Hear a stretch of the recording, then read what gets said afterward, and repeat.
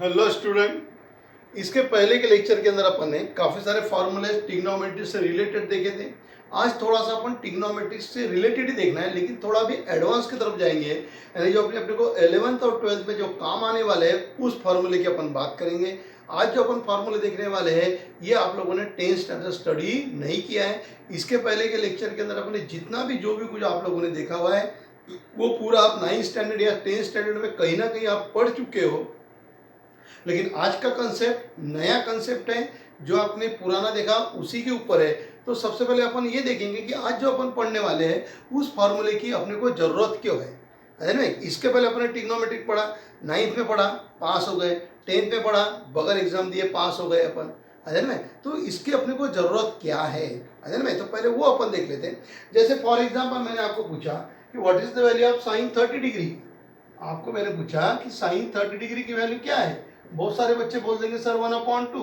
जिस बच्चे को नहीं आता वो टेक्स्ट बुक खोल से पढ़ा के आंसर देंगे कि सर 1/2, है ना। या फिर आजू बाजू वालों को तकलीफ देके कहीं ना कहीं से वो साइन 30 की वैल्यू निकाल के देगा ही, है ना।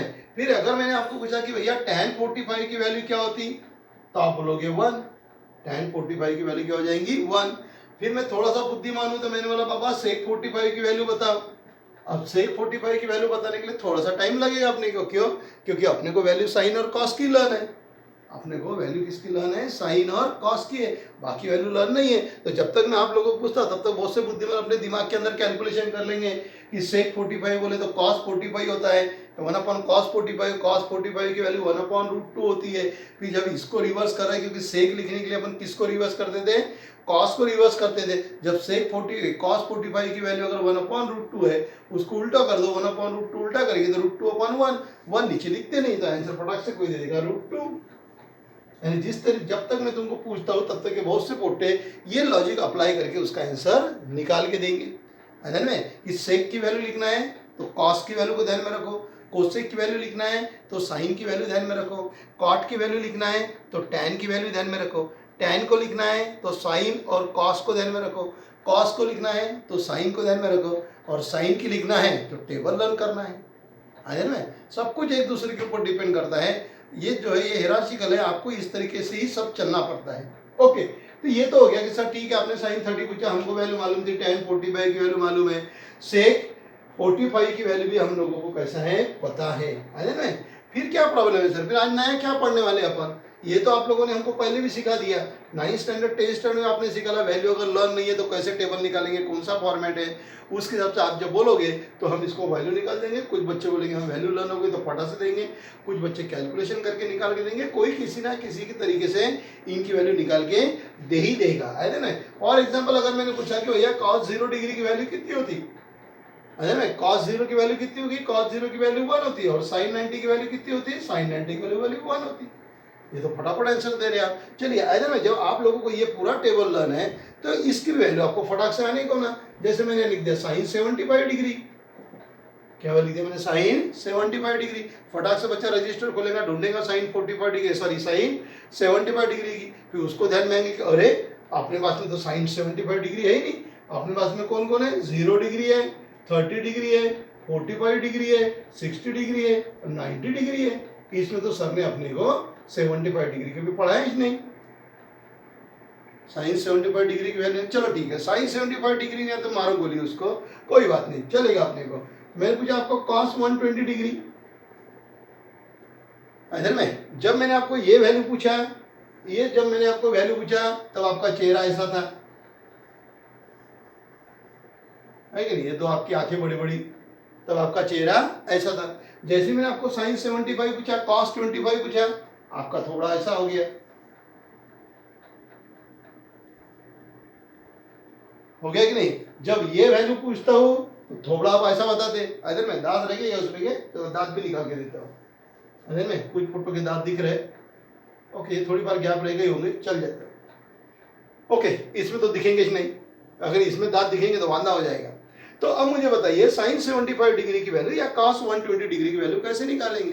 एक तो बच्चा बोलेगा मास्टर कुछ भी पढ़ा रहा है, अजर में, क्योंकि हम लोगों को तो यही मालूम है, इसके आगे का तो हमको पता ही नहीं है, अजर में। चलिए कोई बात नहीं, कोई टेंशन लेने की जरूरत नहीं है। अगर मैंने आपको बोल दिया कि भैया cot 135 डिग्री की वैल्यू, तो भी आपको निकालते नहीं आएंगी।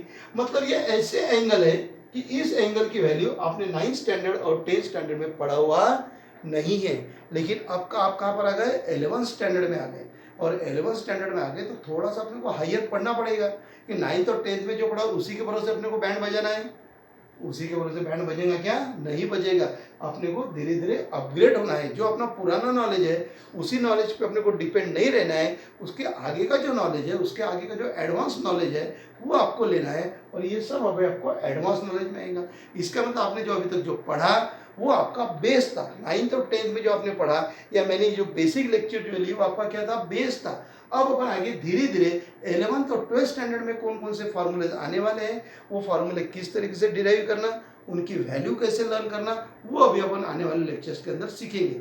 तो आपको ये बहुत अच्छी तरीके से ध्यान में रखना है। आगे में ये थोपड़ों को ध्यान में नहीं रखना है आपको मेन ये ध्यान में रखना है कि अब अपने को साइन 75 डिग्री की वैल्यू कैसे निकालना है, कॉस 120 की वैल्यू कैसे निकालना है, कॉट 135 डिग्री की वैल्यू कैसे निकालना है, साइन 180 की वैल्यू कैसे निकालते हैं, साइन 270 की वैल्यू कैसे निकालेंगे, साइन 360 की वैल्यू कैसे निकालेंगे। ऐसे कईयों कितने सारे एंगल्स हैं, उस सब एंगल्स की वैल्यू कैसे निकालेंगे।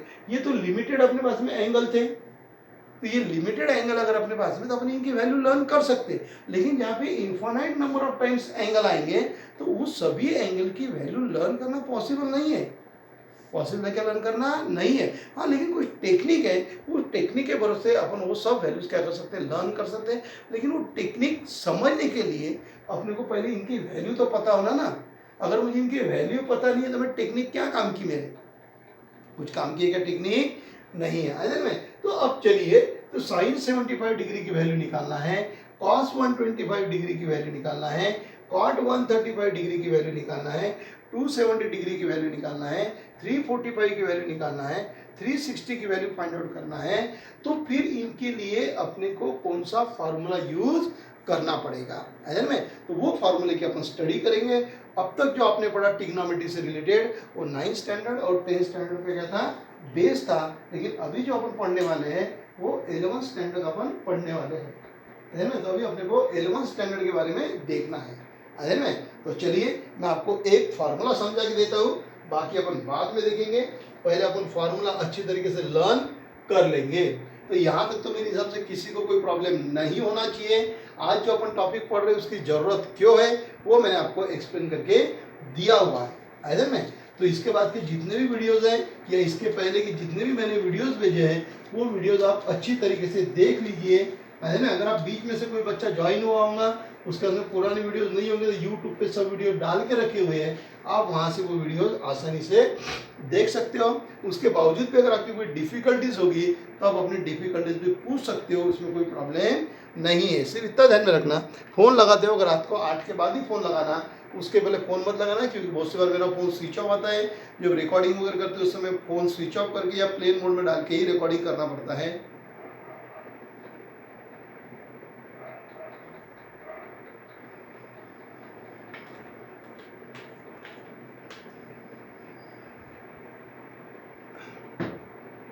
ओके, चलिए एक फार्मूले की बात करता हूं मैं। साइन ए प्लस बी, है ना। अब ये जो फार्मूले है ना ये आपको लर्न करना है, क्योंकि आपको विदाउट प्रूफ ये प्रॉब्लम दिए हुए। पुराना जो सिलेबस था, पुराने सिलेबस में विथ प्रूफ था, आपको विदाउट प्रूफ है। आपको सिर्फ वो फार्मूला यूज करना है। कहाँ से लाया, कैसे लाया, उससे कोई लेना देना नहीं है। जैसे अपन बोलते हैं ना, तू आम खा, तेरे को पेड़ गिनने से या गुटला गिनने से क्या मतलब, तेरा काम क्या है, आम खाने का। तो ये फार्मूला कहाँ से लाया, किस तरह डिराइव किया हुआ है, किसने डिराइव किया है, कौन सा लॉजिक यूज किया है, उसके पीछे आपने को भागने की जरूरत नहीं है। क्यों, क्योंकि आपके टेक्स्ट बुक में क्लियर मेंशन किया हुआ है कि दिस फार्मूला विदाउट प्रूफ। अगर में पुराने सिलेबस में इसका प्रूफ भी था, उसके पहले भी प्रूफ था, उसके पहले प्रूफ पेपर में आता था, लेकिन 2012 के बाद में उसका प्रूफ आना बंद हो गया और अभी 2020 से तो प्रूफ बंद हो गया। डायरेक्ट आपको क्या करना है, यूज करना है ना। रेडीमेड का जमाना है, फास्ट फूड का जमाना है, इसलिए बाकी लोग झंझट में गिरते नहीं, कहाँ से आया क्या आया, फटाक से लो बनाओ खाओ मोकले हो जाओ। ओके, तो अब अपन जाएंगे साइन ए प्लस बी की तरफ। फार्मूला लर्न करना है, सभी लोग ध्यान में रखिए। यहाँ से अपन एडवांस की तरफ जा रहे हैं अभी। इधर में ये एडवांस का पहला स्टेशन बोलो या गाड़ी यहाँ से स्टार्ट हुई है अभी। तो साइन ए प्लस बी का फार्मूला जो है वो है मेरे पास में sine A into cos B plus cos A into sine B. फिर से मैं आपको बता देता हूं कि आपको सिर्फ फार्मूला ही लर्न करना है।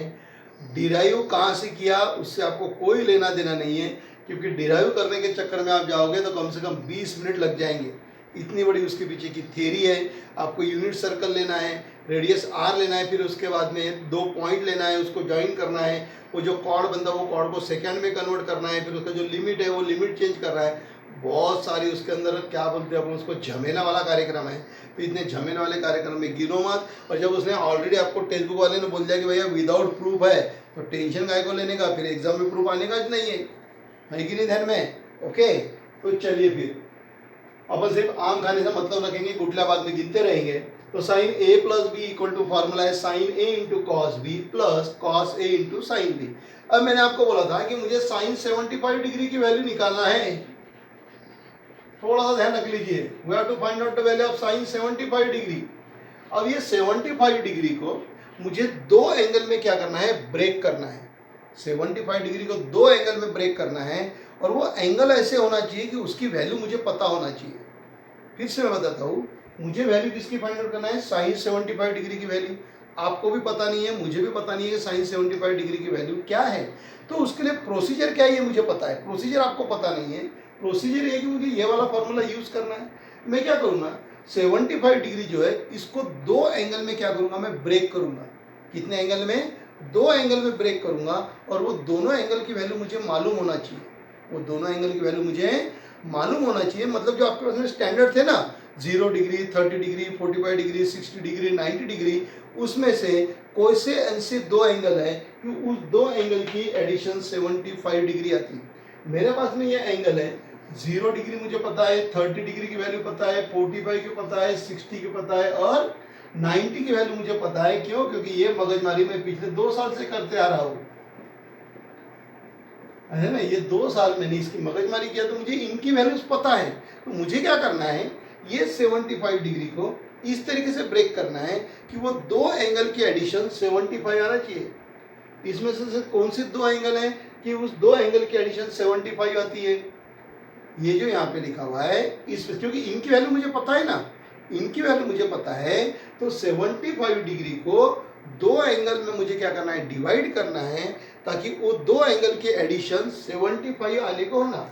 तो ये दो को अगर मैं ऐड करूं तो इनकी वैल्यू 75 आती है। इनकी वैल्यू कितनी आती है, 75। तो मैंने यहां लिख दिया साइन 30 प्लस 45, साइन 30 प्लस 45। अब एक आधा बुद्धिमान बच्चा है में, क्यों? क्योंकि बुद्धिमान बच्चों की इंडिया में कमी नहीं है, और गुरुकुल क्लास में तो बिल्कुल नहीं है, क्योंकि सब वहां पे बुद्धिमानी बच्चे आ रहे हैं। ओके, तो 75 डिग्री को मैंने 30 प्लस 45 लिख दिया। एक आधा बच्चा बोलेगा सर मुझे ये नहीं लिखना, मैं लिखूंगा 45 प्लस 30। चलेगा क्या? चलेगा। मेरी कंडीशन क्या है, कंडीशन मेरी ये है कि ये दोनों एंगल का एडिशन 75 आने को ना। फिर मैं 30 प्लस 45 करूँ या 45 प्लस 30 करूँ, एडिशन दोनों का 75 आएगा, तो मुझे चलता है। आई बात है में। तो एडिशन में तो कोई प्रॉब्लम नहीं, सब्ट्रैक्शन जब करेंगे तब सोचेंगे, फिलहाल एडिशन का कोई प्रॉब्लम नहीं है। Sine 30 degree plus 45 degree. Okay, अब ये जो है, ये 30 डिग्री जो है, इसको मैं ए बोलता हूँ और इसको मैं बी बोल दूंगा, क्योंकि मुझे ये वाला फॉर्मूला यूज करना है, साइन ए प्लस बी वाला। तो क्या यूज करूंगा, साइन ए प्लस बी वाला फॉर्मूला यूज करूंगा। तो इसको ए बोलूंगा, इसको मैं बी बोलूंगा। तो क्या हो जाएगा, देखो फिर, that is equal to sine A की जो वैल्यू कितनी है, 30। तो मैं यहाँ लिखूंगा sine 30 into cos B, B कितना है 45, कॉस बी, कॉस ए की value 30 into sine B, B की value 45, sine A into cos B plus cos A into sine B.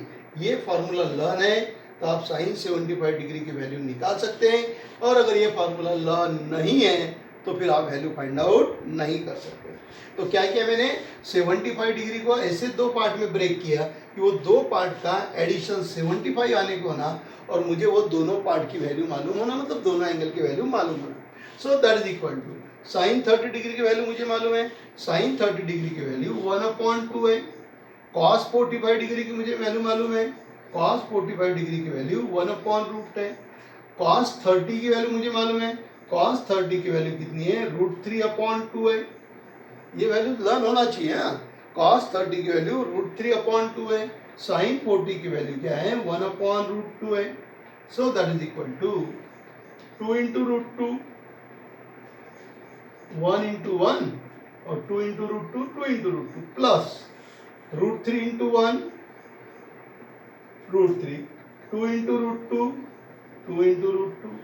So that is equal to, दोनों का base same है, जब base same है तो न्यूमरेटर क्या करेंगे, 1 प्लस प्लस साइन है तो क्या हो गया, 1 plus √3/2√3। It is the value of sine 75 degree. किसकी वैल्यू है, साइन 75 डिग्री की वैल्यू आया सबके ध्यान में। How to find out the value of sine 75 degree. So to find out the value of sin 75 degree, we know the formula sin A plus B, है ना।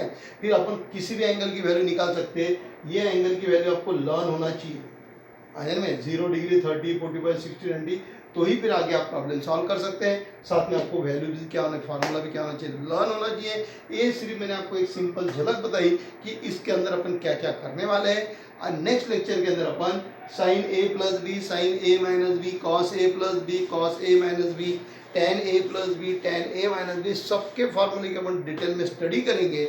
इस लेक्चर के अंदर उसके अपने को ये देखना था कि इनकी वैल्यू फाइंड आउट करने के लिए कौन सा फार्मूला यूज होगा। आप अपने नोट्स में जो भी मैंने आपको पढ़ाया हुआ है वो पूरा आप अच्छी तरीके से अपने रजिस्टर के अंदर नोट डाउन करके रखना। क्यों, क्योंकि वो 100 पेजेस का रजिस्टर आपको बहुत काम आने वाला है ना। पूरे जितने भी आपके पास में बेसिक फार्मूलेज है वो सब अपन वन बाय वन उसके अंदर डिराइव करते जाएंगे। इस तरीके से खोपड़ी खराब वाले एंगल अगर आएंगे तो उस खोपड़ी खराब करने वाले एंगल की वैल्यू भी अपन इससे क्या करेंगे, सॉल्व करेंगे। आयतन में ईंट का जवाब कैसे देंगे, अपन पत्थर से देंगे। ओके, तो इसको आप नोट डाउन कर लीजिए। नेक्स्ट लेक्चर के अंदर अपन इसके आगे के फॉर्मूले के बारे में क्या करेंगे, स्टडी करेंगे। ओके।